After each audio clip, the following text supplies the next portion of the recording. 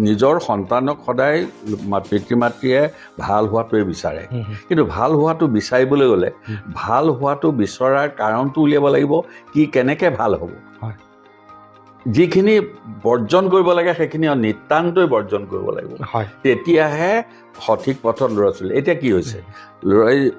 মই মোবাইলৰ কথাই কৈছোঁ টিভিৰ কথাই কৈছোঁ এইবিলাক বেছি পয়োভৰ হোৱাৰ কাৰণে হৈছে কি নিজৰ ভিতৰতে ল'ৰা ছোৱালীবিলাক হৈছে আত্মকেন্দ্ৰিক তেওঁলোকে নিজৰ পিতৃ মাতৃ বা নিজৰ অঙহী বঙহী মিতিৰ কুটুম মামাক ভতিজা এইবিলাকে চিনি নোপোৱা হৈছে মোমায়েকটো আহিলে আগৰ যেনেকৈ ভাগিনীয়েকটো উৎপাত লগাইছিল আজিকালি মোমায়েক আহি পেলাই ভাগিনীয়েকৰ ওচৰ দিয়ে গুচি যায় কিন্তু এইবিলাক বস্তু অকণমান ঘৰতো চাব লাগিব আৰু স্কুলততো মোবাইলটো নিবলৈ নিদিয়ে বা